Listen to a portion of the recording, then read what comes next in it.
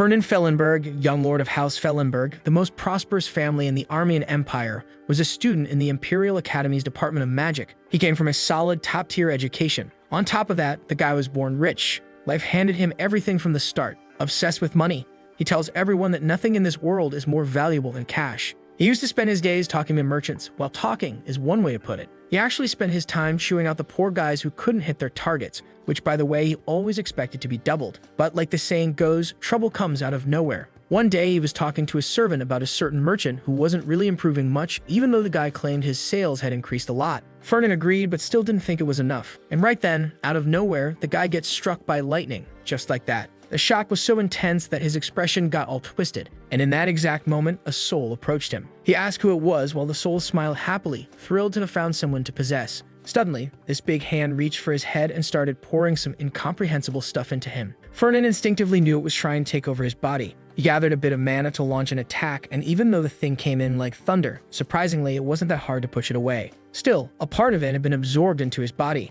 and at that moment, unfamiliar memories started flooding his mind. Ferdinand opened his eyes in panic, and someone asked if the young lord was okay. He looked completely scorched. Hard to say he was doing fine. Then strange writings began to appear in front of him. Prophecies about the end of a world, the arrival of 72 demons, him getting kicked out of his family. On top of that, he'd end up a beggar and lose all his money. The kid's future was worse than anything he'd imagined. Losing the whole world, sure, that was bad, but going broke, that was just unbearable. From that day on, he started trying to figure out what had happened, what that thing was that tried to possess him, and how those memories ended up inside him. Unfortunately, he never found any real answers. But one thing he was sure of, there was a very good chance that those prophecies might actually come true. Why? Because ever since he received those memories, he'd been using them to make tons of money. The problem was, he wasn't happy about it, because that meant the memories were probably real. And if they were, then one day, he'd lose everything. He offers him a cup of coffee, but Ferdinand turns it down. He picks up a little newspaper, takes a glance, and the guy keeps an eye on him. Then he asks if the kid's been feeling weird lately, and Ferdinand says no. But the guy's certain something's off. He's been looking seriously troubled for about half a year now. Out of nowhere, Ferdinand just starts drooling like he's lost in some random thought. And lately, he's been making impulsive decisions, which is totally unlike him, since he used to be the king of negotiation. The guy is sure it's got something to do with that lightning strike. Ferdinand stays quiet, lost in thought. He doesn't want to admit it, but all that happened back then is still eating away at him, because he knows full well he's going to end up a beggar. That's when he spots a name in the paper, Armian, and just like that, he gets pissed. The bastard had actually shown up. Ferdinand storms off saying he's heading south. The guy just stands there, confused, thinking this kid's really not all there lately. The Imperial Academy sits on a remote island, massive and vast, but definitely built entirely with magic. Everything there is artificial, no doubt about it. Still, our boy is there today because it's finally time to find out whether the prophecy is true. Out of everything that was written in that prophecy, 3 parts stood out the most to him. The part where he loses all his money, the part where he becomes a beggar, and that third part, yet again, where he ends up broke. Those 3 futures alone already felt unbearable. Well, actually, there's more to it. There's one version of the future where he becomes a beggar, sure, but there's also another where 72 demons from the Solomon River invade the land.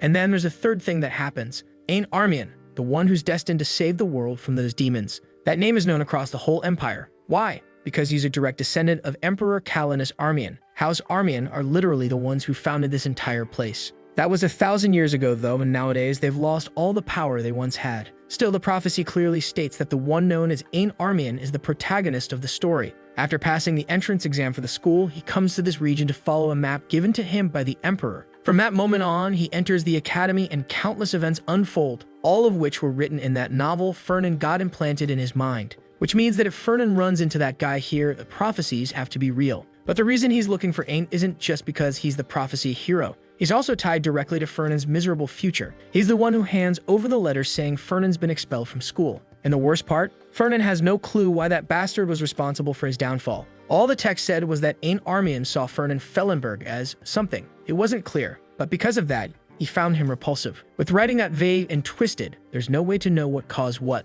But on the surface, it seemed to be something about Ferdinand siding with demons or something along those lines. He hops off his horse, looks around, and asks if this is the place. There was supposed to be a dungeon left behind by the first emperor of the Armian family. Inside it, there was said to be a sword that held the spirit of Royal Knight Gardner. Assuming the book was right, that sword is what Aint would use to begin his fight against the demons. If it weren't for that boy's destiny to save the world, Ferdinand would have already killed him, especially since that guy is the one responsible for the future where Ferdinand ends up on the streets. But right then, he smells something strange, blood. He glances to the side and sees a plant stained bright red. Just like the story said, he ran into a croaker before finding the dungeon. These creatures are the apex predators of the swamps, and Fernan, who had just joined the academy, didn't stand a chance. And with that, it was becoming more and more clear. The prophecy was starting to come true. Just as Fernan decides to take a look inside the dungeon, that bastard Armian suddenly shows up right in front of him. Fernan immediately asks what he's doing there instead of taking the academy's entrance exam like he's supposed to. Aint wants to know how Fernan even knows who he is, and Fernan replies that everyone knows who the descendant of the emperor is. But the blonde kid has no idea who Fernan is. Fernan introduces himself, and it seems like he doesn't have the best reputation. The blonde kid gets startled and asks if he's that infamous Fernan Fellenberg. Fernan's expression drops a bit, and he tells him to show some respect. Then he asks if he's hurt because he fought a croaker. Aint says yes, he's covered in blood. Right then and there, Fernan tosses him a high-grade potion and mentions that it's worth 10 times more than a regular one. Aint is about to say he doesn't have the money to pay for something like that, but Fernan tells him to relax. He's not someone who needs money. Yeah, take that. Total humiliation for the poor guy. Then Fernan adds that the kid has imperial blood. He's sure this could be seen as an investment. The blonde kid stares at him for a moment, thinking that maybe Fernan isn't as crazy as the rumors say. He thanks him, but Fernan's already realizing that this guy is starting to cost him money. That potion was stupid expensive. So he starts lecturing him, going off about how valuable that potion really is, and tells him he owes him a lifelong favor. Then he waves goodbye and Aint stays there, still thanking him, saying one day he'll repay the favor. But of course, Fernan's just standing off to the side, watching in pain as the bastard downs a potion that cost him hours and hours of work. Not long after Aint enters the dungeon, Fernan follows him. He can't believe it, but there really is a dungeon in a place this remote. What confuses him is the number of magical lamps still working inside. When he picks one up, he realizes it's a special lamp that absorbs mana from the environment to stay lit forever. That thing's worth a fortune. And of course, since Aint's broke, he didn't even bother to take it. Already shows how naive the kid is. Fernan remembers from the prophecy that this boy comes into this place while badly wounded. He starts chugging weak potions to keep himself going. But the problem is the kid's practically holding his ribs in with one hand. Those weak potions aren't doing a thing. Even so, the stubborn idiot presses forward. Then suddenly, his eyes glow, an instinctive reaction. Up on an altar is a plain-looking sword. Plain-looking? Please, it's a massive, gleaming sword shining under the light. How is that plain? Aint grips it tightly, and in that instant, its light fills the entire cave. When Aint opens his eyes, he's no longer in the dungeon. Fernan sees it happen. The kid didn't leave the room, and he's not anywhere inside. He just vanished. The stone still shows the mark where the sword used to be. And all of this just pisses Fernan off even more because it means the prophecy keeps unfolding. Which also means that any day now, the letter of expulsion will arrive. He'll be stripped of his title as head of House Fellenberg. He'll be publicly humiliated. His father will tell him never to show his face again. Like, what the hell is that? That's basically a nice way of saying, I'll fight for your life, kid. Fernan scratches his head. He can't believe he's really walking straight toward poverty. What kind of cursed future is this?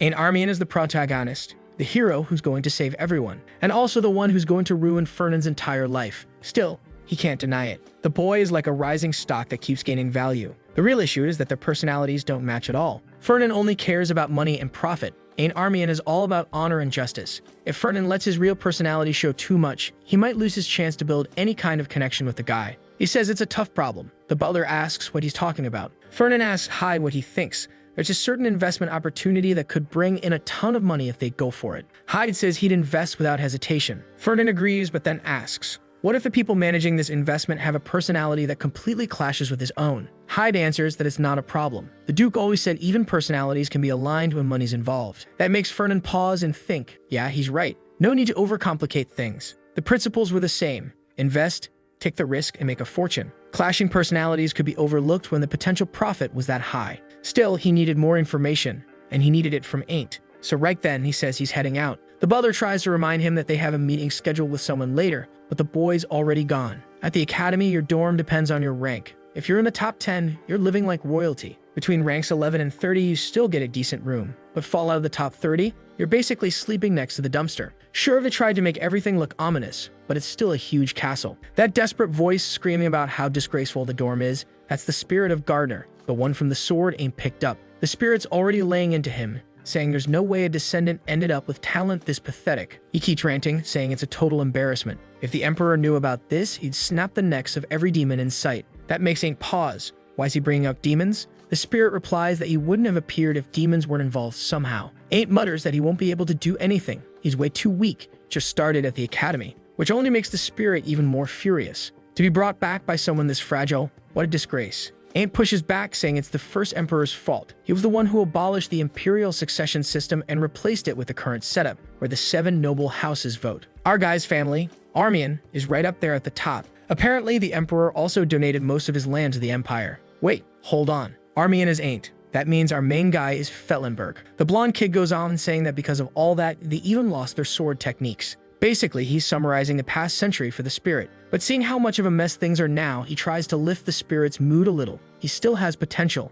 And besides, the spirit could help him restore the family's honor. Maybe showing up now is all part of the emperor's plan. Then someone knocks at the door, calling out for Ain Armian. From the voice alone, you can already guess who it is, right? Yep, it's him. That smug bastard's already standing there in a suit, smiling like always. He asks if Ain's busy. Ain says not really. Nothing urgent. Fernan says it's a good time then. They should go somewhere a bit quieter. It's way too chaotic in there. Ain tells him to wait a second. He just woke up. But Fernan cuts him off, reminding him who gave him the potion, and tells him to get moving. Obviously, Ain's trying to hide the spirit that's floating right behind him, but it's likely only he can see it. Now the spirit wants to know who that guy is at the door. Ain explains it's a boy from the Fellenberg family. Even the spirit, who just got revived, knows exactly who they are, filthy rich, and nothing else. He warns Ain't not to get involved with people like that. All they've got is money. They're not strong. They're not worth it. Ain't figures Fernan's here to collect payment for the potion. But instead, the first thing Fernan brings up is the sword. Oh yeah, he brought it along for their little chat.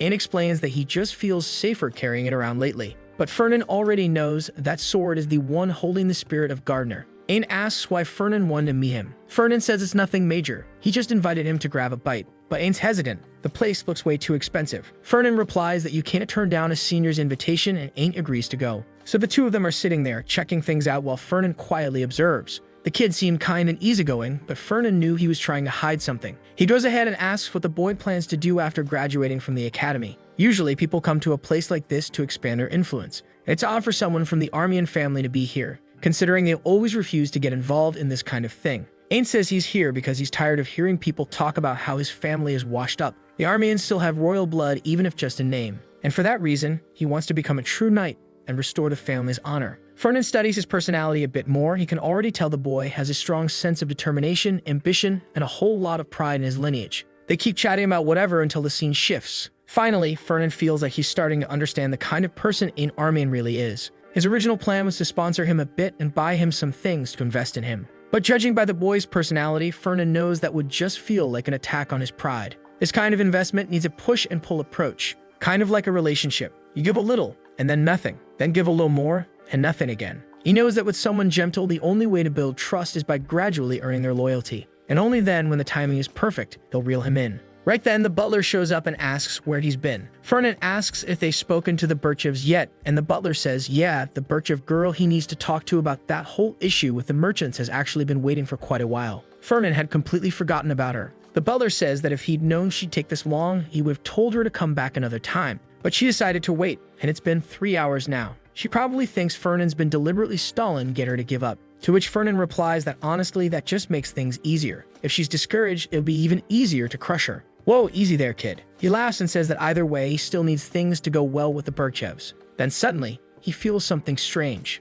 The butler asks what's wrong. Clutching his head, a little off balance, Fernan says it's nothing, just a weird headache. But of course, something new shows up. Something about an aquamarine and a noble still alive, something like that. Actually, it's about a girl with chestnut brown hair and eyes that resembled aquamarine. But behind all her beauty, the best way to describe her was her noble presence and unmatched swordsmanship. Her sword danced in the moonlight, and it said that if her shackles were ever broken, she would be able to spread her wings again. Those shackles belonged to the Fellenberg family. Now Fernan is starting to piece together why Ain ends up hating him in the future. Apparently, he's going to have some sort of connection with this blue-eyed girl, and Fernan seems to be a problem in her life. Fernan mutters a curse under his breath, and the butler thinks it's directed at him. Then we cut to the girl sitting there thinking about Fernan Fellenberg. Why the hell did that bastard call her over just to leave her standing around for 3 hours? She doesn't even have a little phone to scroll through TikTok or anything. She's drowning in debt, and she's wondering if he thinks this is going to wear her down. Meanwhile, Fernan is right there behind her, watching quietly as the poor girl is still waiting. From a distance, he could feel how furious she was. It turns out the Birchev family, her family, comes from a remote northern city. They used to guard that region, but after a massive monster attack, they were basically wiped out. The fortress they had built was completely destroyed, and now they're desperately trying to scrape together money to rebuild. They even sold off some kind of golden patent that granted certain rights, but it wasn't enough. And the one who rescued them, the one who extended a helping hand, that was the head of the Fellenberg family, our boy's father. But of course he didn't do it out of pity. The Fellenbergs had always been talented in magic, but swordsmanship, that was another story. And the Birchevs, with their flawless sword technique, were starving. It was the perfect opportunity. So our boy's father offered them a loan, one they'd never be able to repay. The Birchevs survived annihilation only to now slowly die under crushing interest. This was the perfect chance to put pressure on them and force them to hand over their magical swordsmanship. But the problem with the Birchevs now is her. She's the one who, in the future, becomes Aunt Armian's lover. Her potential, her intelligence, her looks, it's all exceptional. The only thing she lacks is wealth. Given her talent and her connection to Aunt, all Fernan has to do is make sure she doesn't hate him. So he walks into the room and says she arrived earlier than expected. He apologizes, saying he got distracted and never meant to keep her waiting. She tells him not to bother apologizing, her time's already been wasted. Insists again that it wasn't on purpose. She says fine, she'll pretend to believe that. He starts to say something, but she cuts him off. She wants to know why he asked to meet her in the first place. Fernan replies that it's obvious. Sure, in theory, this is when you should be asking for her family's sword technique. But right now, his real goal is to get her to at least tolerate him, maybe even like him. What's he trying to seduce Luwin Birchev? Seriously. She's supposed to be Ain's future girlfriend. Well, future is future, right? Damn, that's cold. He begins talking about something related to class structure between knights and the magic department, but she interrupts before he finishes. She says she already knows. He wants her to be his partner. But why would she agree to something like that? Being his partner is pointless. As the second-ranked student in the department, she'd do much better teaming up with someone in the top 10, not someone like him. But then he says, if you stay partnered with me for 3 years, I'll clear your entire debt. On one condition, she has to accept him as her sponsor. He's really trying to buy the girl. She asks why he's going this far. He says it's because this class stuff is important, but she still doesn't get it. Not only does he want her as a partner, now he wants to sponsor her too. Maybe he doesn't know, but she's on a scholarship at the academy. Everything she earns goes straight to her family. She lives more humbly than most of the regular students. Humbly, huh? Sitting there in a luxurious chair while a woman adjusts her clothes. Oh right, she doesn't buy clothes. The women sew for her. Got it. Fernan tells her to stop overthinking it. He just wants to invest because she's talented. Nothing more. But she knows how nobles work. They never sponsor anyone without expecting something in return. At that point, Fernan makes up his mind. Even if she hates him, he's going to make her accept this. He says the Fellenbergs and Birchevs share noble status. They're not the same at all. The Birchevs' swordsmanship pride couldn't compare to the strength, wealth, and royal lineage of the Fellenbergs. Ouch, that hit hard. She's clearly offended. So Fernan changes tactics. Even if she hates him, he'll make her take this deal. And he tells her straight, stop acting so proud. He wasn't lying when he said she was talented, but now it was time for her to accept it. Phase 2 of the operation. Let's see what he does next. And here he goes, saying he saw her swordsmanship recently. Out of nowhere, he starts quoting that exact same line from the book, talking about how her sword was noble and beautiful, how it truly embodied beauty and life. He knew this would get her. Now that he'd acknowledged her talent, she'd have no choice but to accept. She looked a little confused. Honestly, she didn't even blush. Guess our boy really has zero aura. He stands up and says he hasn't been able to forget seeing her fight. The guy launches into a whole speech, clearly full of fluff, about how she's been keeping him up at night ever since. She just tells him to stop with that nonsense, but he says he can't. He goes on again, saying her sword play is like a perfect dance, and that words fail to describe how breathtaking it is. Finally, she gives in and says fine. She didn't really have a choice, did she? She needs the money, and he's the richest person around. Sometime later, he tells her it'll be a 3-year sponsorship deal, but it won't be made public. Actually, it's the maid watching everything happen. But to her, the real price of all this was that Luwina would have to be the partner of that money demon for 3 whole years. And that's just bad news. Now she's sounding all sultry, saying the offer was too good to pass up. Not to mention the boy said he saw something in the way her sword moved, potential. The maid asks what exactly he said, and Luwina tells her. He said it was a supreme, noble, beautiful, and living dance. That's when she finally blushes, saying it felt like he didn't even have the words to describe her beauty. The maid doesn't seem happy about it. Whoa, jealous much? Let the guy work his charm. She admits the bastard's got good taste, but if she ever runs into that greedy gnome again, she's going to crush him. Yup, the maid's into our boy. She says that Kid is definitely using charm tactics. He's got good looks and intense eyes. Right away, Luwina picks up on it. The maid's got a thing for that type. Luwina says she didn't exactly feel seduced. She was more suspicious of the whole thing. Still being financially backed for 3 years, she couldn't say no, especially with her family completely broke. The maid says she gets it. But even so, Luwina's ranked 2nd, and that Dan Fellenberg is only ranked 10th. Just then, our boy's attendant shows up, Hyde. He says the Lord wants to see Miss Luwina. He'll be waiting for her at the training grounds, and she should head there as soon as possible. The maid clenches her jaw while Luwina tries to make sense of it all. She can't figure out what's going through his head. And there he is, Our guy, striding in style with that magic staff strapped to his back, probably worth 15 quadrillion coins. Luina may be ranked second, but the current number one is someone named Alan Donnerts. Even so, she had enough talent to one day be among the top 10 strongest on the continent. Now it was time for our boy to find out if she was a hidden gem or not. She steps onto the training field, saying she still doesn't really understand what he's thinking. Fernan explains he's here to prove that joining him wasn't a bad decision. She already knows what that means. He's going to try to prove it by fighting her. So she warns him he doesn't stand a chance. At rank 10, all he's going to do is get beat, though she does admit he's not that bad. Still, he needs to understand the gap between rank 2 and rank 10 is huge, but he just tells her to come at him already. She says alright, she'll give him the chance to prove himself. Oh boy, he's already channeling his magic. Finally, this guy's about to use something other than raw cash. Right away, a bunch of stones shoot down at her. Our boy's chanting in some unknown language and the attack flies straight at her,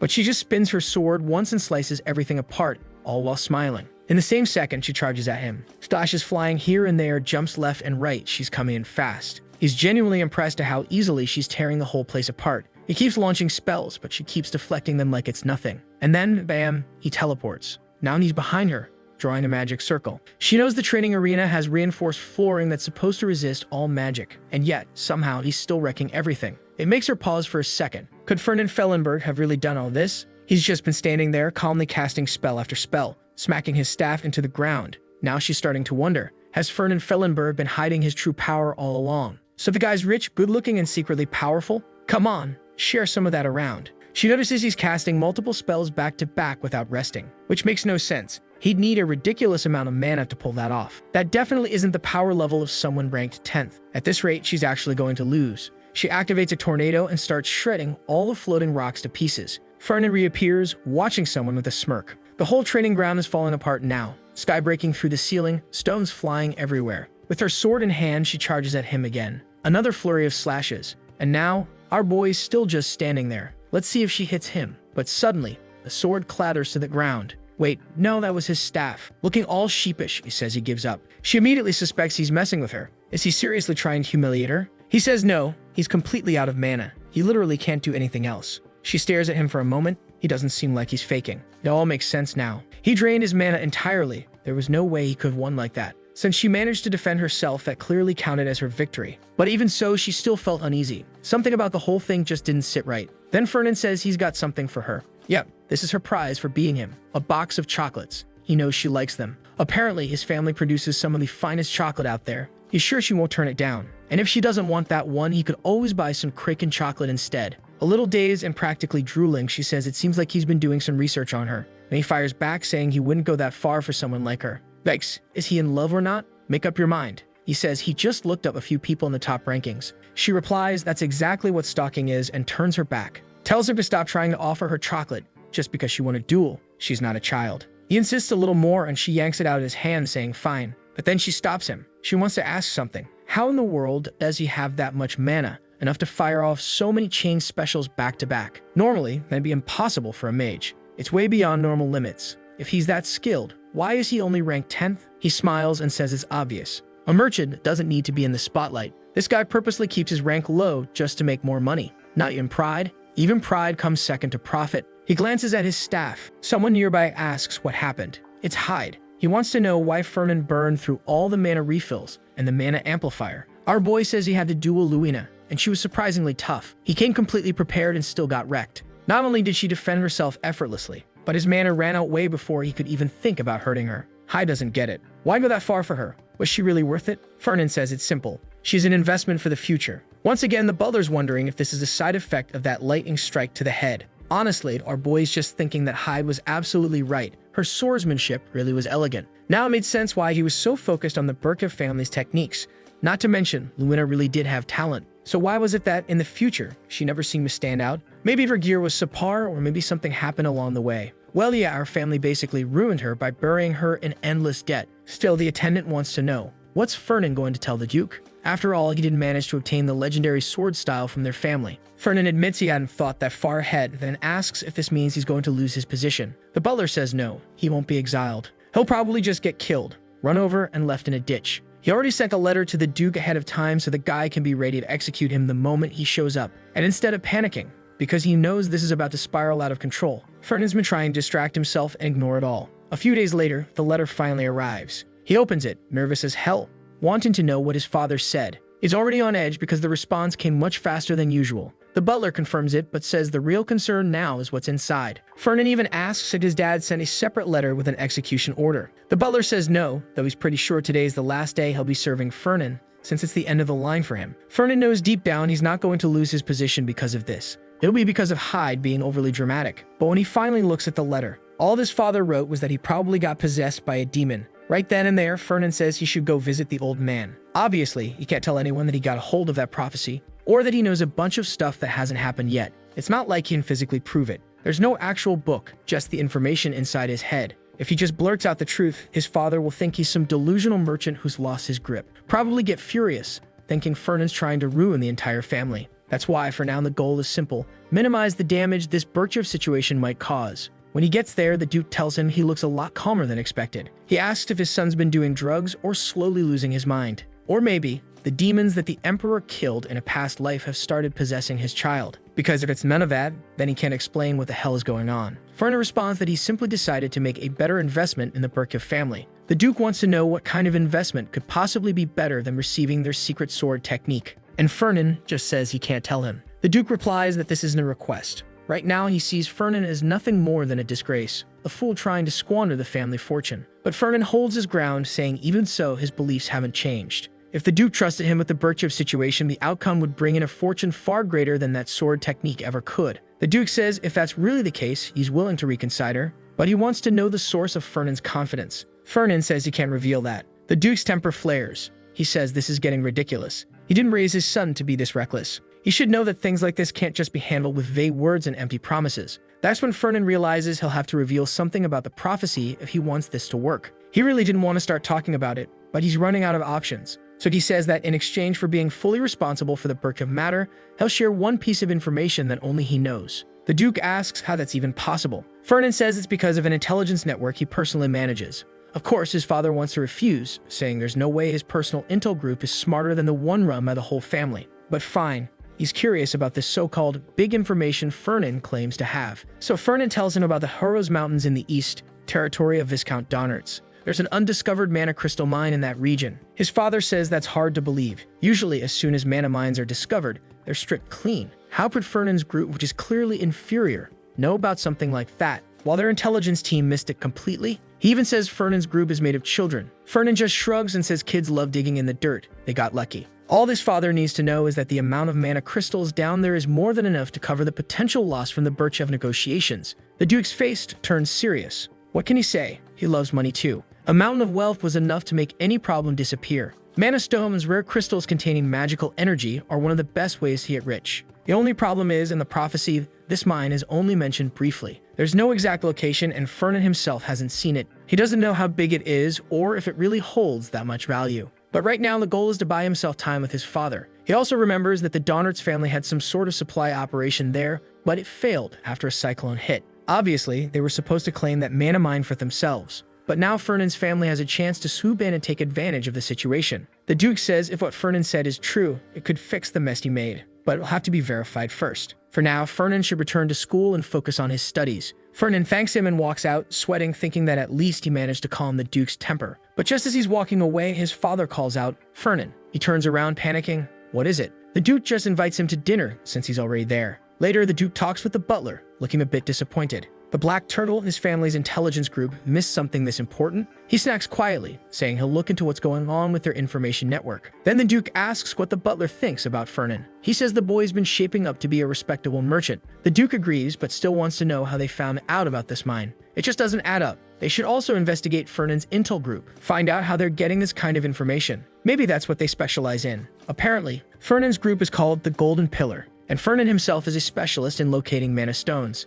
Even though he has top-tier talent in fire magic, he focused entirely on earth magic just to understand more about stones. That little bastard. The Duke says in a way it makes sense. His son's magical talent fits, and his group investigates exactly that. Still, they need more details. The butler suggests they be careful. Fernan might already be growing faster than they expected. But the Duke smiles, saying he hadn't expected anything so extraordinary to come from his son. If it turns out to be true, that's great. But right now, they need to look into that Luina Birchev girl and figure out how she managed to seduce poor little Fernand's Inho. The butler says it sounds like the Duke actually believes she seduced him. He says of course he believes it. He raised Fernand to be a brilliant merchant. Why else would the kid throw money into something so stupid? The reason is obvious. He got defeated in the game of love. Still, he gets it. The boy's young. Youth isn't easy to control. But the Duke, he's not young anymore. He doesn't care about their relationship.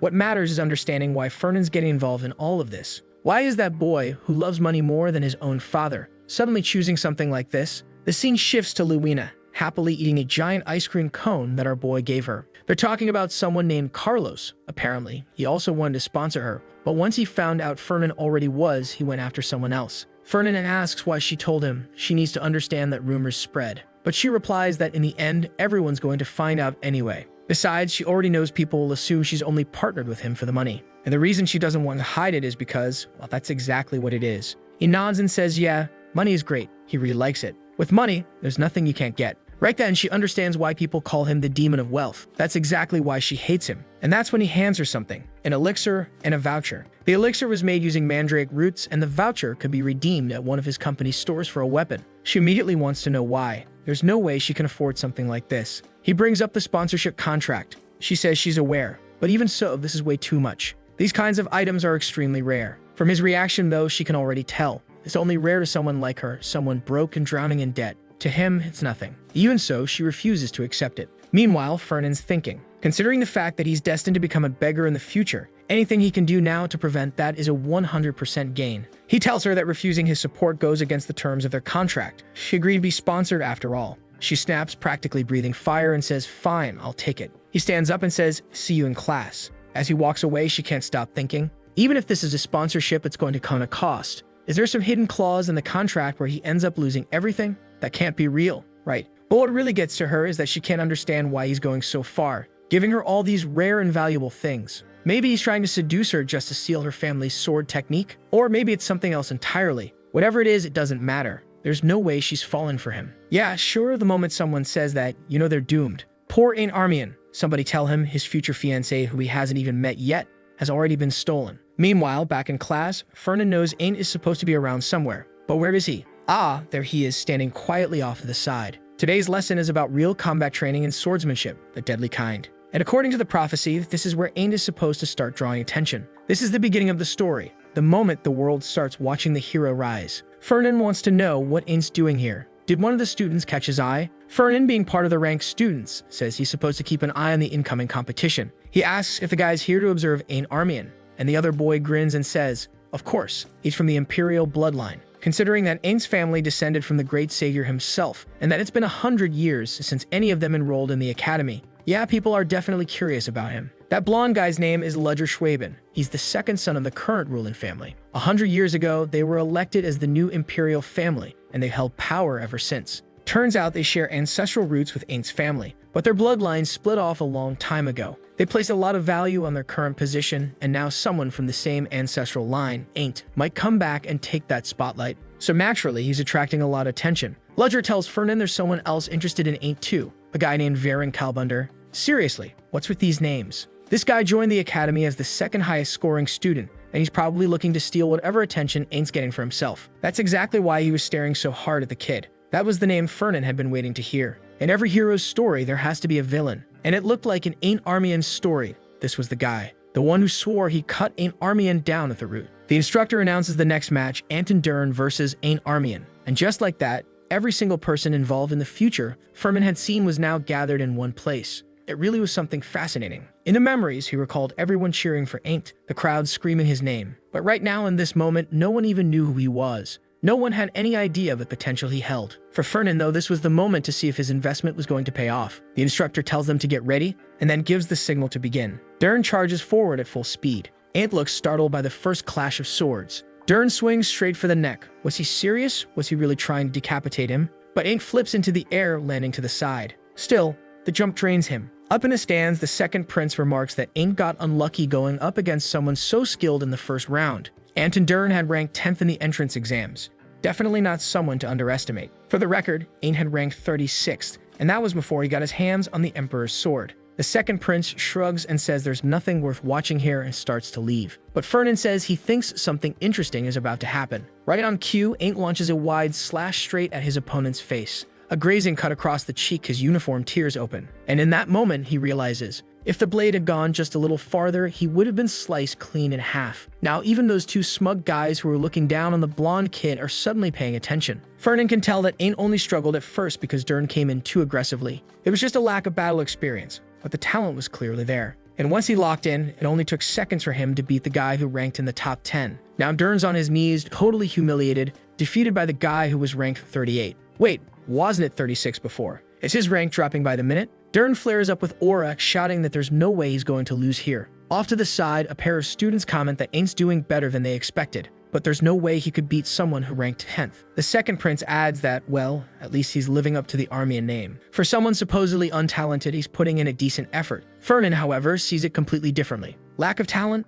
That wasn't it at all. The truth is, the kid came from barren lands. He never had the support or resources to train properly. And even so, here he was holding his own against someone who had trained his entire life. This kid really was something special. No wonder the prophecy chose him. And now the world was about to find out who the true protagonist of this story really was. Dern's sword goes flying. He drops to the ground, gasping for breath, completely defeated. The instructor announces, the winner is Ain't Armian. Ain't stands there, smiling from ear to ear. As the crowd erupts in cheers, the redhead glares in frustration. And the money demon, he's celebrating too. Stocks are up, big time. Now that's a good investment. He hums a little tune, totally pleased. But now it was time to see what came next. People nearby are starting to murmur, wondering if the two of them, Fernan and Luina, are actually a real pair. Ah yes, the next big investment, Luina, who's standing next to him fuming. He casually asks if she took the elixir and picked up the gear he gave her. She doesn't say a word, but the truth is, she was really happy when she got all that equipment, and when she took the elixir, her power shot through the roof. Still, she keeps her cool and just mutters that it wasn't bad.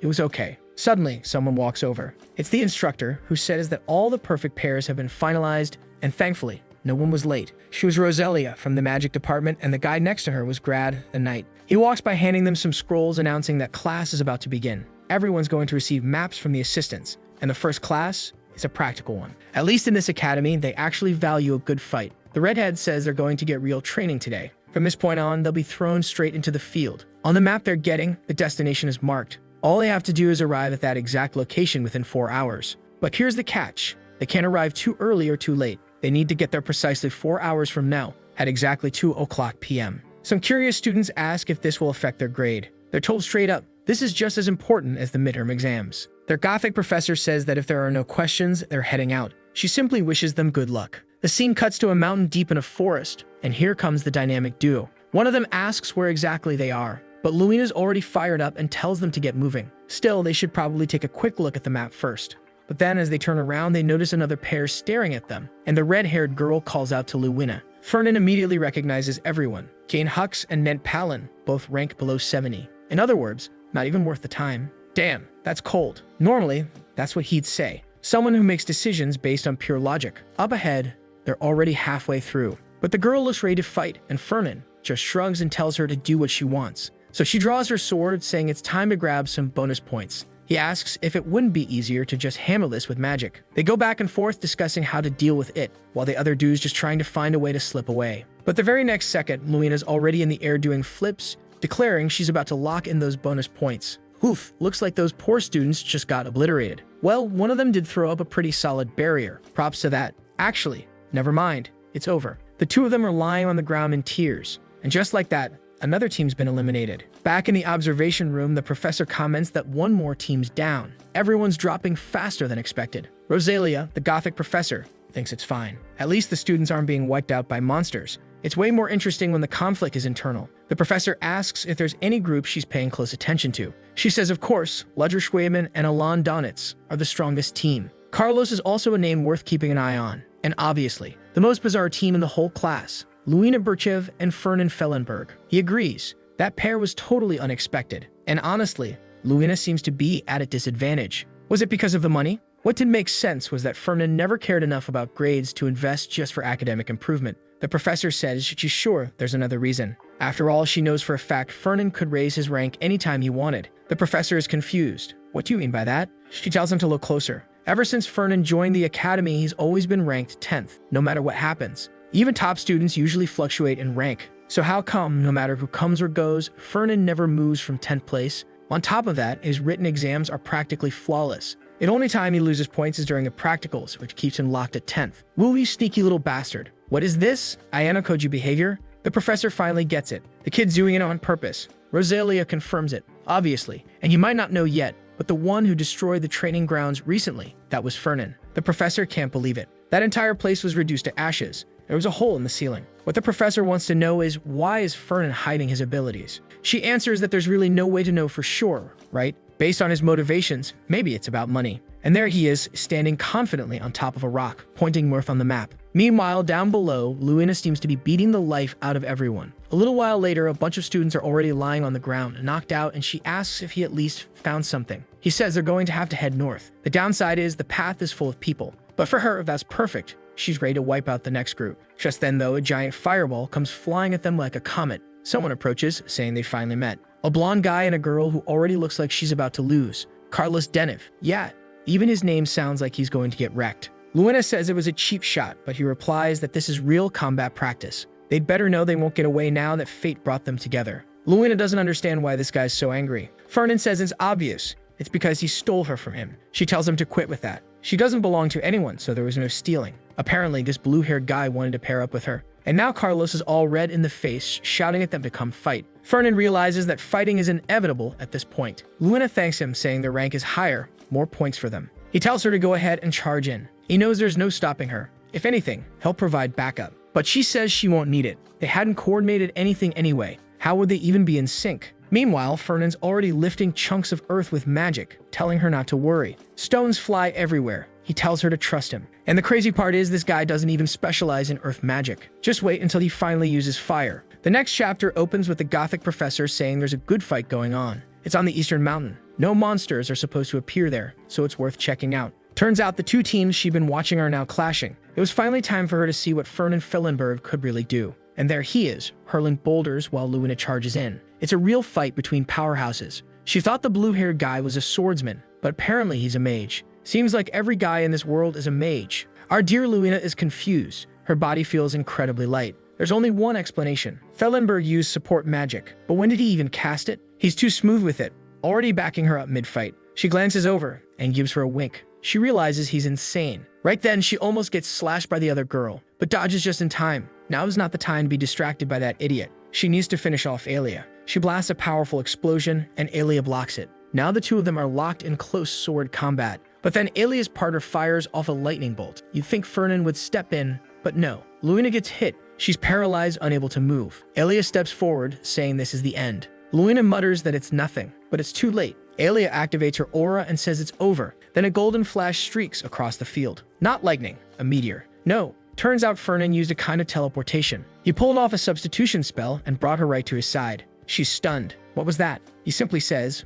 magic. It's a new technique he developed with his family. Turns out it's pretty useful, and this was the perfect time to use it. It allows him to switch out anything that has the exact same weight. She asks how he knows her exact weight. He replies that it's all recorded in the Academy's student registry. She laughs, saying that stone must have been really heavy. They nearly attacked again, but the scene cuts off just before they do. She immediately says she's going to have to erase those student records later, but for now it's time to deal with this fight. She tells Fernan to back off and charges at the opponents. She asks him to at least hold off that annoying Carlos while she takes on Alia. Right then, a magic circle appears near Fernan. He's thrilled. Finally, the guy is using what he actually knows. Carlos specialized in lightning magic, and one of his signature techniques was creating an orb that releases multiple lightning bolts, what they called multicasting. That spell was one of the reasons he was ranked so high in the department. And now Fernan could finally test something out to see if it worked. He slammed his staff into the ground and started chanting in some strange language. Carlos was doing the same, muttering in that weird, mystical tone. Suddenly, everyone felt something was off. Someone shouted Fernan's name.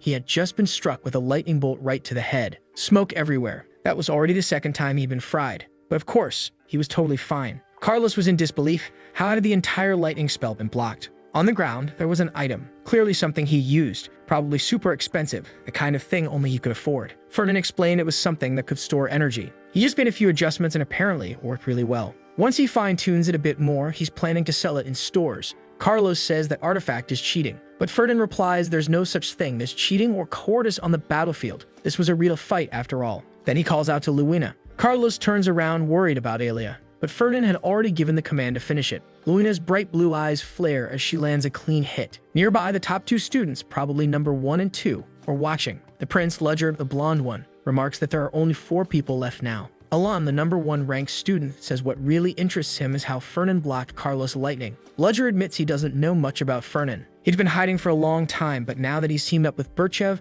it's going to be tough to keep his powers under wraps. He was unlucky to team up with someone so obsessed with grades. He's definitely going to have to work hard to keep up with her. He really does need to watch himself. This place is full of people trying to take his spot at the top. And sure enough, from behind, more students were showing up. Too bad they're all just background characters who are about to get wrecked. Won't even be worth showing them lose. At first, it seemed like they were heading to fight Ledger, but he turns around and says he'll get everyone safely to the final destination on one condition. They have to team up and take down the duo of Luina and Ferdinand Fellenberg. The next chapter opens with a monster getting sliced. Ferdinand says they're getting close to the destination, but creatures keep popping up. Luina cheers, thinking they're probably going to be the first to finish. He's busy collecting blood from one of the monsters and asks if it's really necessary. He explains troll blood is incredibly useful for crafting a bunch of potions. She says she already knows that, but come on, with how much money he has, that stuff's basically pocket change. But of course he's greedy. To him, money is money, no matter the amount. She complains and he reminds her. Thanks to that mindset, he managed to buy her. She storms off, saying she's had enough.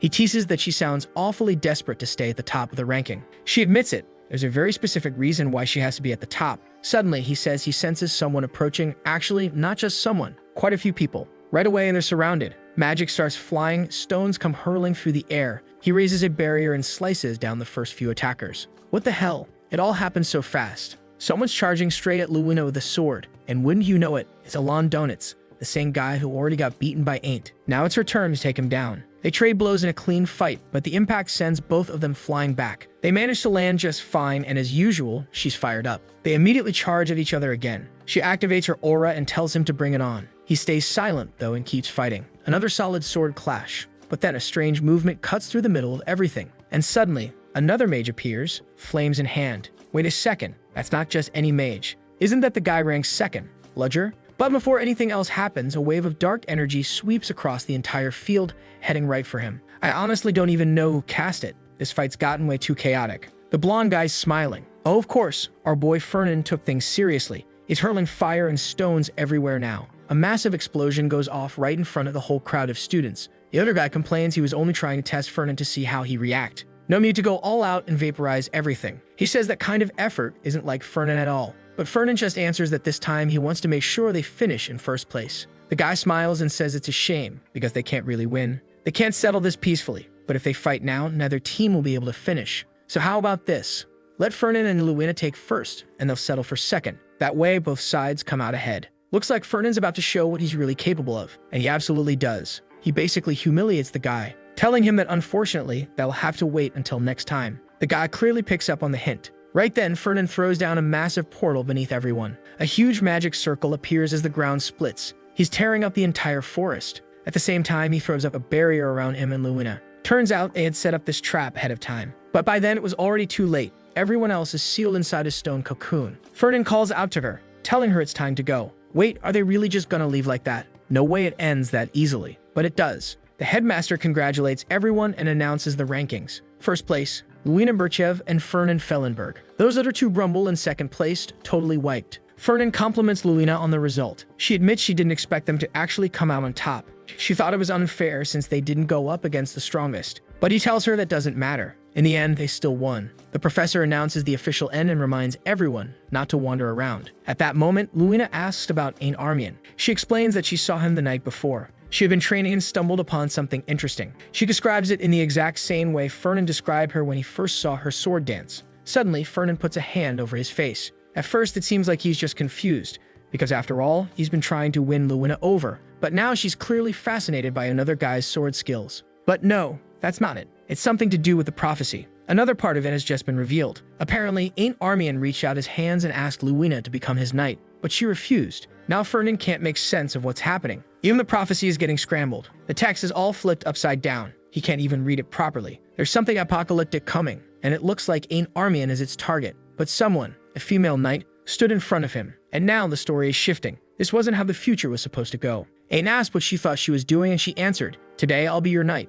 just like you asked." She said she was born to wield a sword and destroy the enemies of lords. and with that, she ran forward to face the demon Andromalius. Fernan can't understand why any of this is happening, and apparently she ends up in rough shape after the battle. This new vision of the future seems complete now. It feels like we're stepping into a whole different story. She wakes up in the hospital with Ain't smiling beside her, just grateful she survived. But the blonde guy swore he'd destroy those bastards who tried to hurt her and ruin the future of the Burkiev family. And it really seems like he's angry at a certain type of rich bastard. There's only one person that could be. The rich bastard himself, that scumbag. Suddenly, someone calls out to Fernan again. It's the professors and Luina asking if he's okay. He's just standing there, totally zoned out. He answers that he's just a little exhausted, but he's fine. While the professor starts talking about taking him to the infirmary, he's more focused on the fact that he finally figured out why Ain Armian will see him as an enemy. What he can't understand is why the prophecy has changed, and why everything now seems to revolve around Luina. What's even stranger is that it feels like whatever's coming is happening soon, meaning the demon Andromalius is about to show up.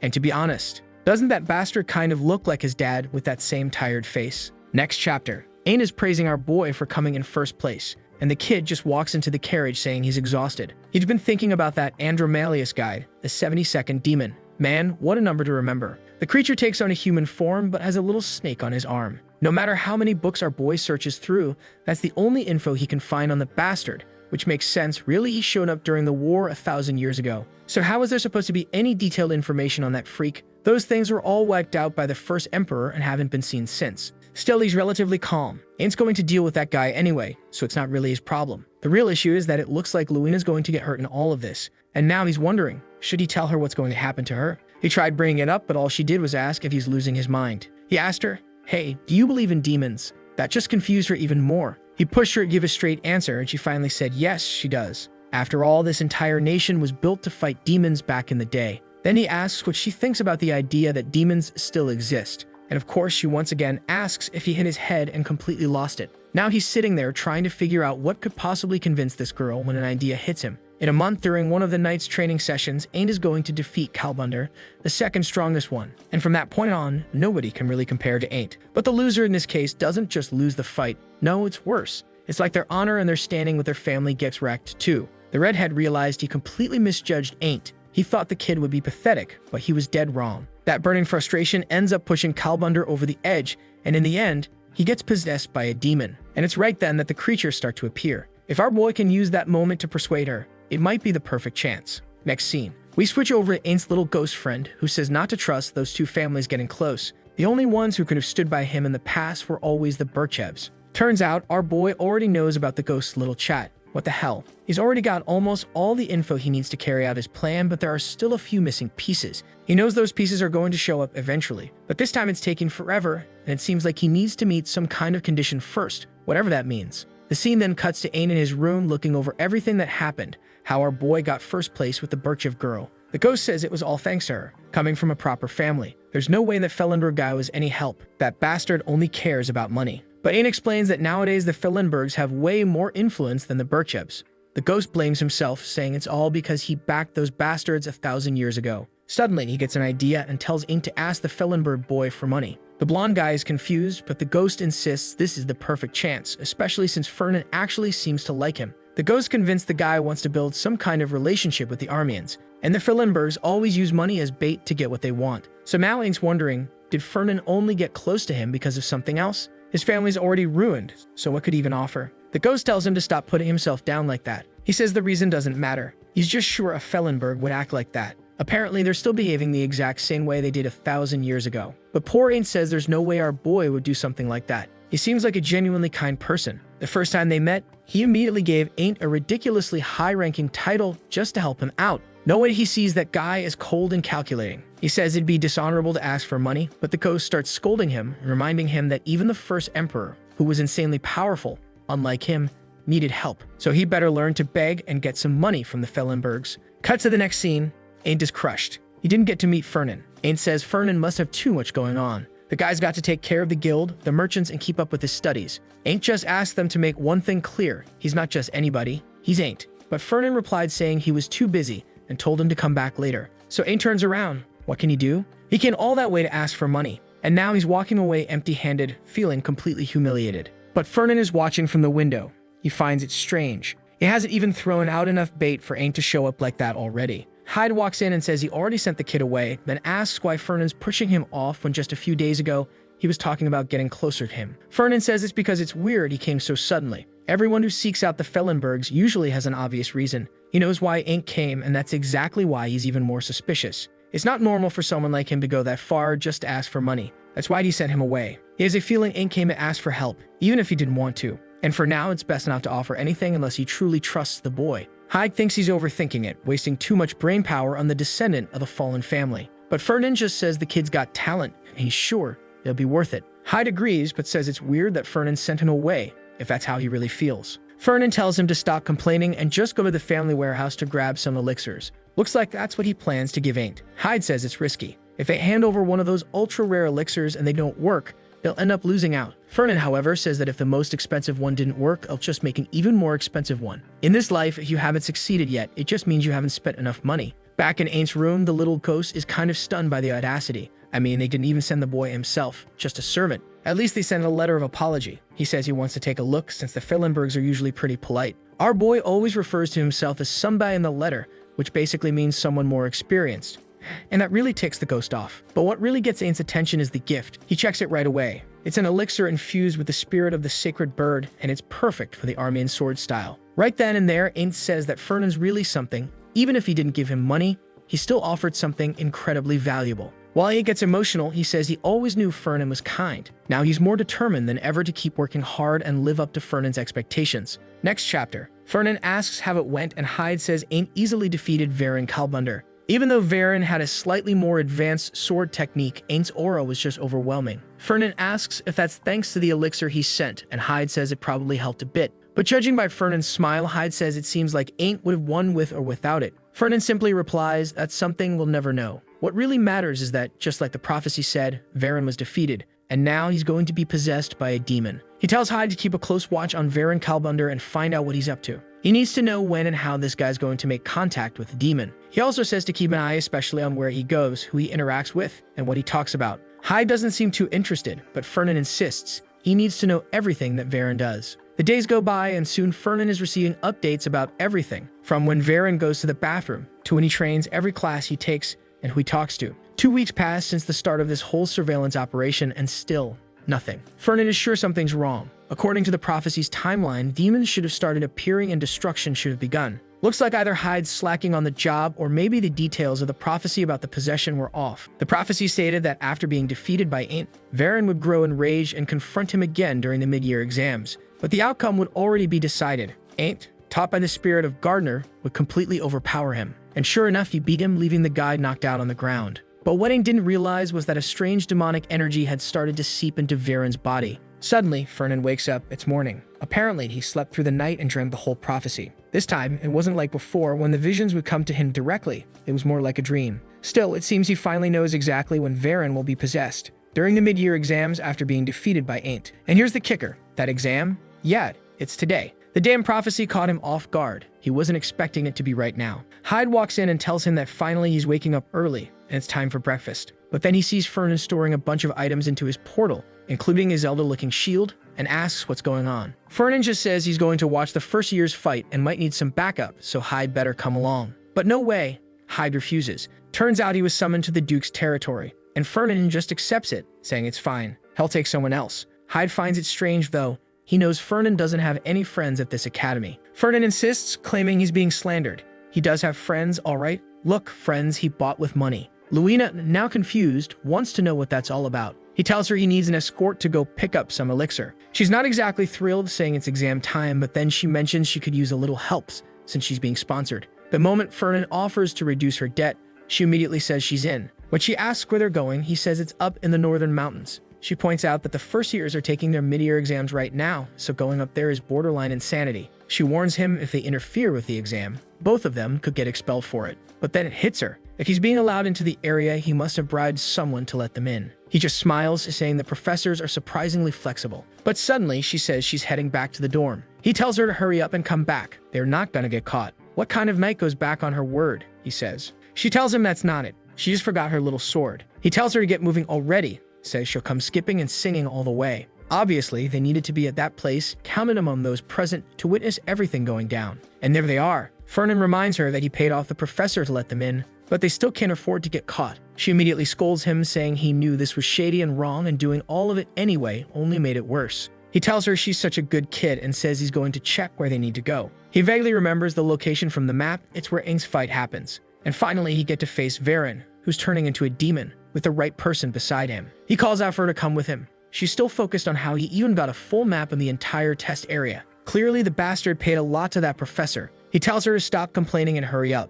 But then, something feels off. Luna asks if that wasn't the sound of a monster just now. Fernan instantly feels something strange too. She says they need to help the first years. The bastard tells her to wait, but she takes off running ahead.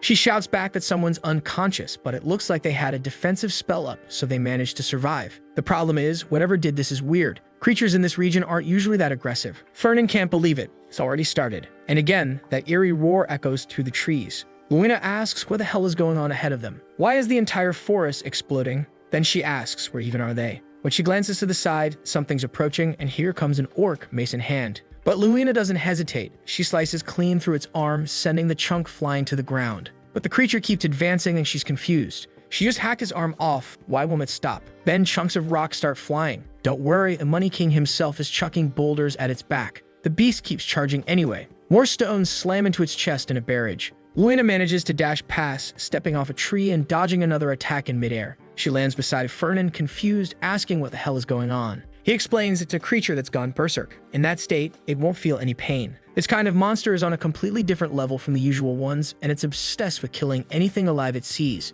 She wants to know why that is. And of course, Fernan already has an idea. It's because of the prophecies and everything that's coming. While the professors are busy dealing with those monsters, Varen is going to attack Ink. Obviously, Ink should struggle against someone that strong. But just like in any story, the protagonist awakens a new power and ends up winning with ease. Luina tells Fernan to stop laughing and answer her. What the hell is that monster? He simply raises his staff and tells her to calm down. There's nothing to worry about. He's going to take care of that bastard first. We see the map start to break apart. Is the prophecy unraveling? Is he changing the future? Who knows? Someone crashes to the ground, completely beaten, calling out for Ain Armian. It's the poor redhead who's already been defeated. He tells Ain not to turn his back, that it's not over yet. But Ain just tells him to accept it. It's done. He's been defeated again. As obvious as those words were, they leave the boy stunned. He remembers the blonde guy, maybe his dad, or maybe that friend of his, saying that clearly he expected too much of him. He's already failed to meet the prince's expectations and now is about to be humiliated by his father once again. At this rate, he'll lose his place in the family. He has to win this fight somehow. This time, he has to defeat Ain Armian. Out of nowhere, a blur comes flying at him. He charges, yelling that it's not over yet. But Ain turns with a smile while the guy is practically exploding with rage. Still, all it takes is a clean set of strikes, and he collapses like trash onto the ground. Ain laughs, saying it's funny how hard this guy tries, even though he's so weak. He's nothing but a disgrace, attacking from behind like that, no honor at all. Ain turns and walks away while his spirit companion keeps laying into the guy, calling him a worm who disgraces the honor of knights. Back with our dynamic duo, looks like they just finished off the monster and Luina is telling Fernan, please give up on this elixir thing. This forest is way too dangerous. But Fernan says, come on, Luina, you just defeated one of those creatures. That proves I can keep going. She asks if he's lost his mind, but he throws the same question back at her. He tells her that elixir is worth too much. And besides, even if those creatures are relentless, they do die in the end. That's when she questions him. Did he know something like this was going to happen? Is that why he dragged her along as an escort? He says no, obviously not. It's not like he has visions of the future, right? She still isn't convinced. Says something about all this feels off, but he just says there's something he has to do. The elixir is too important, and takes off running while she shouts that he's a lunatic. Sometime later, they come across someone collapse on the ground. Luina looks confused, wondering what this has to do with the elixir. But Fernan sees the red hair and already knows. It's that loser who got beaten down. Luina tells him to stay put. She'll go check who it is. As she gets closer, she sees Varen Kalbunder, or Kalbunder Varen, whichever name he's going by this time. She says he looks like he was defeated in a fight, but he's good. So who did this to him? Fernan says they need to leave now, but she refuses. Says they can't just leave someone lying there like that. While she's talking, the guy starts rising behind her. Suddenly, she feels something strange in the air and steps back, asking what that bizarre aura is. She's never felt anything like it. It doesn't seem like the same Kalbunder she knew. Fernan tells her it's demonic energy. In that moment, that bastard had been possessed. What Fernan finds odd is that the guy should awaken his demonic power right after getting beaten by Aint. But now it looks like his target has changed. Something's off. The demon is even starting to fully take over Kalbunder's body. And though Luina seems confused, Fernan knows just by looking into that guy's eyes, it's too late. there's nothing to be done. She, on the other hand, still wants to subdue him somehow. Fernan, though, just taps Luina on the shoulder and tells her to turn around for 10 minutes. When she turns back asking what, he's already vanished. And at that exact moment, Kalbunder is charging at her, sword ready to strike. She yells at him to calm down, telling him it's Birchev. But nope, it's a full-on, no-holds-barred clash of dark power. Her little sword against his massive blade, and she immediately realizes he's strong. At this rate, there's no way she's winning. So boom, she activates her aura. He gets knocked flat on his back like a chump, but in the same instant, he's already recovering, coming at her again. She shouts for him to snap out of it, to come back to his senses. But he grabs his sword again, swings at her, and she's forced to retreat once more. The guy's completely drenched in that cursed aura. While she's there, glowing with her bright little sword, he charges in like a rabid dog. Impact, sword on sword again, and the entire forest shakes with the explosion. She manages to land on her feet, but quickly realizes something's wrong. Her energy is being drained by that demonic power. How the hell is she supposed to beat someone like this? At this pace, she'll be worn out before he is. That's when Fernan suddenly appears, calling her name. Kalbunder turns, but Luina just steps on his head and bolts toward Fernan. She demands to know where he went, how he just vanished like that. He answers that dealing with demons isn't easy. They need a better plan. She's furious, calling it shameful that he left her behind like that. He explains that he didn't run away. He was setting up a trap to finish the demon off. They just needed to wait one more second. And boom. A stone formation erupts from the ground, launching Kalbunder straight up in a circle. From above, a barrage of flaming arrows rains down, slamming him back to the earth. Man, was that a Street Fighter combo? Even Luina yells at him not to overdo it. He almost killed the guy. Fernan tells her to relax.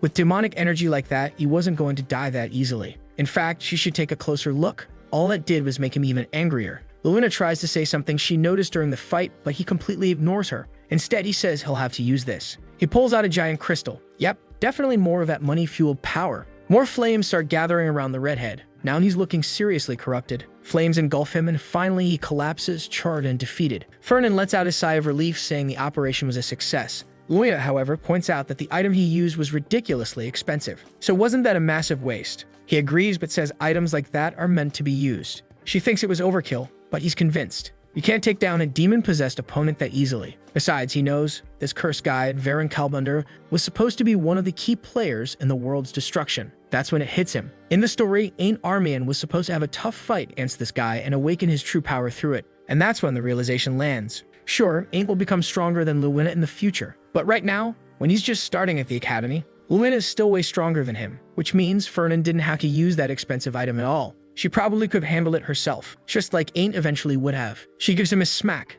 telling him to snap out of it. All he can think about is how much money he blew on this idiocy. She tells him he's lost focus and needs to get his head together. But right then, Kalbunder starts rising again. Suddenly, he lunges for another attack. But he's all twisted and staggering, like a deranged monkey. And Fernan, he just decks him in the face with a punch, yelling, "How much did I have to spend to take down this bastard?" Kalbunder drops, unconscious, beaten in the messiest way possible. Next chapter, Kalbunder wakes up asking if that really was him. He can't believe it. Something like that just couldn't be real. Fernan just says flatly, that recording from the sphere clearly shows it was you possessed by a demon. There's no faking something like that. Kalbunder keeps insisting that he doesn't remember fighting Ain't Armian at all, nor anything about that fight. Fernan just replies that it's because by the time he fought Ain't, he was already starting to be possessed. Kalbunder pushes back, saying he never even spoke to a demon, never met one. So how could he have been possessed? Fernan says he's not really in the mood to explain and just tells him to watch the recording. He was hit directly in the head by the attack. Dozens of magic arrows pierced your body and a pillar of flames erupted from your feet. The fact that you're still standing here right now proves you were protected by demonic energy. Not to mention, he adds, I hate to admit it, but I had to burn through a lot of expensive items just to handle you. Kalbunder shoots back. If you're just here to complain about the price of the items you had to use, then say so. I'll pay for them. But Fernan goes full drama mode, saying the emotional trauma from that fight was immense. He squeals that during the battle, he constantly saw his life flash before his eyes. Kalbunder cuts in, telling him to just spit it out, and Fernan pulls out a contract. Yeah, that kind of contract. The kind that sounds like something a certain someone else would try. He tells Kalbunder that all of this can be forgotten if he signs the contract. It's just like that deal where someone ends up working until they drop dead. Kalbunder's like, what the hell is this? Is this slavery or something? The terms are excessive, to say the least. Fernan tells him to appreciate the kindness of his senior. He's trying to settle this without creating a big mess. But if Kalbunder refuses, well, Fernan will unfortunately have to forward the video to the Inquisitors. That group serves directly under the Emperor, and their goal has always been the eradication of all demons. Back when demons were the world's greatest threat, the Inquisitors held absolute power. Nowadays, with demons nearly extinct, they're more like a ceremonial organization. But even so, they still hold significant authority, and Ferdinand knows exactly what kind of people they are. They might have lost power, but they still hoard countless rare items, and they're just waiting for an excuse to return to relevance. So the moment a demon shows up, they'll rush in eager to kill. Kalbunder says he understands, but he truly had nothing to do with these demons. Ferdinand says he knows, but wouldn't it be a shame if he got expelled from the academy over that recording? Just imagine the rumors about the house of Marquis Kalbunder once people start saying his son made a pact with a demon. Obviously, that seals the deal. The contract gets signed. Ferdinand declares that from now on, Kalbunder is under his care. Sometime later, someone asks if it's really okay to settle things this way. It's Luina. She thinks they should inform the professors. This is getting too risky, but Ferdinand says it's not the right time yet. He's convinced based on Kalbunder's reaction that he never intended to be manipulated, transformed, or possessed by a demon. What they need to focus on now is that someone within the academy has the power to make that happen. And if this incident goes public, whoever's behind it will simply go into hiding, making it even harder to catch the real culprit. Luina immediately realizes what he's planning. He's going to investigate this himself. What she doesn't understand is why the targets would be students. Ferdinand says maybe it's because the academy is filled with the people who'll shape the future. Destroying this place would be like destroying the world's future itself. And she gets it. If that's the case, then if he ever needs help exterminating demons, he just needs to call on her. Ferdinand lights up. Finally, he can ask her for help without having to offer debt forgiveness. Soon enough, she'll realize that was the dumbest promise she could have made. With all that chaos going on, the mid-year exams were officially canceled, but the students still had to be evaluated somehow. So all the practical tests were swapped out for written exams. At this academy, the practical exams are usually the most valued, but of course there are always those nerds who spend the whole day buried in books, right? Now the so-called sword masters had to buckle down and actually study. The blonde kid was deep in his books when Alma spoke up, saying she's trying to make sense of what happened. It's weird. When that boy attacked him, she's sure he was giving off demonic energy or something close to it. But whoever or whatever that demon was, in the end, never fully appeared. Ain says maybe she's exaggerating. Maybe it wasn't a demon at all. But Alma insists it's impossible. She knows that energy, and she tells him to start preparing himself, because that demon is definitely going to show up again. Worse yet, she says he can be sure he'll be one of the targets. Ain asks, why me? Alma replies like it's obvious. He's the one carrying the spirit of the person who wiped out all the demons in the past. Their first move in trying to take over the world would be wiping out the army and bloodline. That's why, from now on, he better not let his guard down, not even for a second. Meanwhile, in the Revera's hall, Ferdinand is there, clutching his head in pain, and honestly, no one even knows why. Hyde asks what's wrong. Ah, here we go. More messages from the future. Apparently, the next test will involve survival skills. The students are going to be dropped into a southern forest for an entire week. Ferdinand seems to know exactly which forest they're talking about, and he thinks it's perfect because it contains a certain spiritual herb. Wait, plot twist. Turns out the so-called spiritual herb is actually a trap. It strips away all your protections. Cut to Ain entering a cave. Something, maybe a voice, asks if this is the place and warns that if he doesn't truly intend to find it, he never will. All right, he keeps going and finally he finds it. Bam, he comes face to face with a dragon. When the spiritual beast collapses, it reveals a mithril mine. Alma tells Ain not to leave anything behind. But let's be real, Ferdinand's probably going to end up with all of it. Mithril is a mana-blessed metal, and it's the only material that allows souls to live inside it. That's why the Emperor's soul is inside Ain's sword. Ferdinand saw all of this, and now his head's killing him. He's trying to wrap his brain around the idea of a metal that can store souls. And the moment he gets it, he wants it bad. Apparently, Luina was summoned too. She groans. The last time it was a potion, now it's a herb. He tries to brush it off, saying that Tanya was joking. But this time it's legit. He swears it's something valuable. She shouldn't worry about her classes. He's already lined up a ton of excuses for the professors, so she can come with him. He even offers to lower her family's debt. Still, she refuses. But one thing she can't do is miss class, especially not an entire week for something dumb like a spiritual herb. He sighs and says fine, if she won't come, he'll invite someone else. Just then, the door opens. A voice says it's been a while since he's seen Brother Ferdinand and wishes him a mana-filled day. Oh, who's this strange guy? Luina asks who he is. He introduces himself as Jace Vines. He steps in, all glowing and pure, and wishes her a mana blessing too. Clearly, though, he's here to speak with Ferdinand. He wants to know how life at the academy has been treating him. Luina immediately asks if they're close. Ferdinand smirks, saying she sounds surprised, and Jace adds that it makes sense, given the nature of their relationship. Luina says it just doesn't seem right. After all, this Jace guy is the saint of the Church of the Dragon. How is it that a holy man from a religious order and the greediest guy in the school are friends like this? Jace tells her she might not understand since she's not a mage. The Church of the Dragon god originally worshipped the dragons who gave magic to humankind. But over time, their worship shifted. Now, They revere man itself. Because of that, the church kept growing stronger, and nowadays it's basically a mage-run organization. That's why anyone who wants to become an archmage must be recognized by their church. Luina tells him to cut the chatter. She already knows all of that. What she doesn't understand is why he and Fernan are so close. And now everything starts to make sense. Jace explains that an organization dependent on mages definitely needs a lot of money, and Fernan Fillenberg just so happens to be the one who supports them the most. Countless church artifacts were created thanks to investments from that guy. That's why the church and Fernan are deeply connected. While the two of them are chatting away, Luina starts to realize once again this bastard solved everything with money.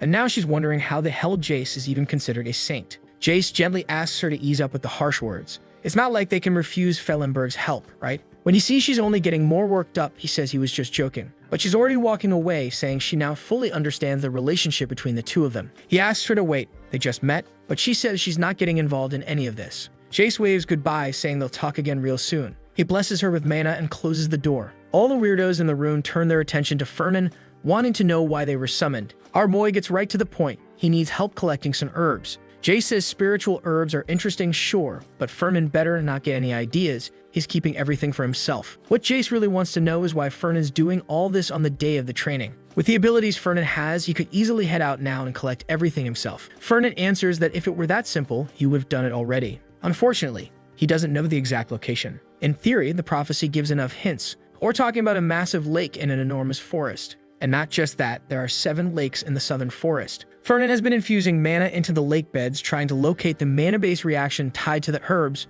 but no luck so far. This is the kind of hidden cave you can't detect from outside. You literally have to stumble into it. Jace notes that the next survival test will take place right in that area. And navigating a place like that without being detected? Not easy. Fernan says not to worry. He registered himself this year as an assistant for the exam. Jace is puzzled. How is he, a second year, going to act as support staff for first years? Sure, he's older, but he's not that qualified. How did he convince the academy to let him in? Don't tell him it was the goth instructor, the one who always shuts down every scheme. Wait, he didn't even say, did he? Of course, he bribed her. Damn bastard. Jace says he already knows how the merchant gets things done. And hey, if Fernan's getting this involved, just pay him the right amount and Jace will join in too. Contract in hand. And boom, it's test day. Alma's telling Ain't they need to go over the plan one more time. They're here to find the spiritual herb hidden in one of the caves. Yep, Alma knows everything. She tells Ain't to make it look like everything's a coincidence. Just wander around and she'll guide him from there. But Ain's already noticed that Fernan's hanging around nearby too. Alma warns him to be careful. That bastard's probably looking to rob him of every coin he's got. But Ain's standing there like a curious puppy. Why is everyone so interested in Fernan? Alright, because he's loaded. Damn it. And look at him. He's already calling out to Fernan, all excited. Just then, the professor calls for everyone to get in position. Ain's a little disappointed he didn't get a chance to talk to him. Then the camera pans down to the ground, where we see a scarecrow, dressed in Fernan's clothes. Our boy bites his finger and collapses on top of the scarecrow. And boom, a Fernan 2.0 rises right up from it. Apparently, that was all Jace is doing. He casually tells Fernan not to worry. He's used this power plenty of times before. Heck, he even fooled the Pope with it once. Fernan finds that very hard to believe. The Pope is one of the most powerful mages alive. Jace admits, sure, it only worked for a few hours, not anything long-term. But hey, while the Pope was fooled, it worked like a charm. Fernan shrugs it off and says that's good enough. If the technique was strong enough to fool the legendary mage, it'll do just fine for his plan. No wonder that redhead bastard is one of the strongest in the Church of the Dragon. But then the demon's voice cuts in, asking what the hell is up with this church's magic, since magic was originally born from demons. And it was when this creature dared to utter such blasphemy that the war between the church and the monsters began. What Fernan's wondering now is whether Jace in the future is going to become one of Ain's allies. Jace tells him to come back in 5 hours at most. That's when the spell will wear off. Fernan thanks him and heads out, and bam, we're back near Ain't. Our boy knows that the only lake in this region is Lake Farden, and now it's someone else's turn. Yup, guess who steps in front of him again? Calbunder. For real? This guy again? Ain's stunned. The redhead, who only ever gets beat up, has returned. He even asks, hey, I'm telling you you're here again just to get smacked around. You do realize you don't stand a chance, right? Calbunder knows that's true, but clearly, someone made him come here. When he asks why, Fernan just responds that he clearly doesn't understand the situation he's in. All crooked, Calbunder says he still refuses to accept defeat. He's here for one more fight. Ain's just baffled. Wasn't getting stomped twice enough? You got wrecked with one hit. But Calbunder yells at him to knock it off. He doesn't care if he loses hundreds or even tens of thousands of times. He'll keep challenging Ink until he earns back his honor. Alma's impressed. At least the guy's got some spirit. He's got the heart to keep going. She even nudges Aint, asking if he hadn't noticed how much knightly pride this redhead actually has. Maybe he should accept the challenge. Aint sighs and says fine. Too bad the test today doesn't involve dueling. Kalbunder says that doesn't matter. He's not here for the school exam. He's here to fight for his honor. Even the sword spirit is shouting for Aint to go through with it. He can't run from this. This guy's looking to restore his dignity. He deserves the chance to win. Alma and the sword keep pressuring him while Aint is clearly losing his patience. Fernan, who he thought had already headed to the cave, is just lurking nearby watching everything. He mutters to himself, well, it's buying me the time I need. Exactly. Meanwhile, Fernan is off to take care of more important business. At the lake, he sees the barrier is already up. A barrier so strong that even if you were to dig a hole or blow open a crater, no one would hear or see anything inside. It's finally time. Time to use that spell he's been itching to try for a while now. He needs to find that mithril before Aint shows up. That's why he prepared his special summoning. Right then he cast it. Rise, my servant. The basis of this magic is to gather every useful technique. And the foundation of a merchant, making absurd amounts of money. How that relates to summoning a golem, who knows? But boom, there it is, standing tall. And from now on, its name is James. Alright James, let's get to work. We've got a lot of mithril to dig up. Meanwhile, back with Aint, Kalbunder is still blocking his way, saying he won't let him pass until he's defeated. Aint's exhausted. The redhead's already been pummeled and is now clinging to Aint's leg like a princess in a drama. Aint just begs him, for the love of everything, please stop acting like a child. But Kalbunder groans that he doesn't want to be doing this either. But unfortunately, he knows all too well what happens if he doesn't obey Fernan. When Aint hears that, he's confused and tells him to repeat it. And Kalbunder says, with a totally fake smile, that he's really enjoying doing this. In fact, it's exactly what he wants to be doing. He just loves interacting with people who crush his pride and destroy his future. That's why it would be great if Aint would go ahead and beat him down again. At that moment, Aint just snaps and kicks him, asking what kind of weird kid is this? Kalbunder goes flying, lands flat on his butt, then stands up like it's nothing, saying, yeah, I am weird. But Aint is already gone. Kalbunder checks the time and remembers. Fernan only asked for 1 hour. Looks like he managed to stall Aint for 1 hour and 10 minutes. Good grief, what an exhausting guy. And even after all that, Alma is still nagging him, saying he shouldn't have dismissed the will of a knight like that. Aint just replies that the rules clearly said they weren't allowed to fight during this training.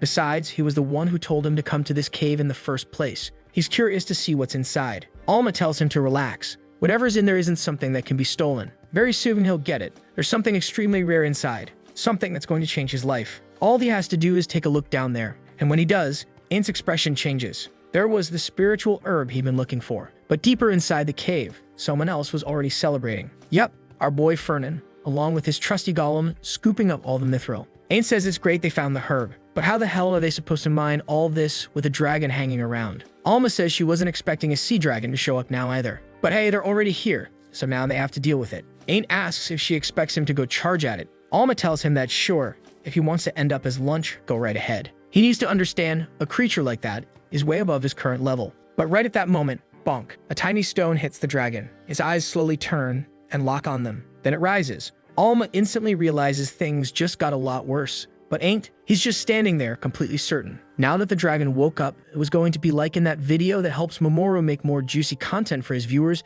Activate the cheeky little bell, and I'm out.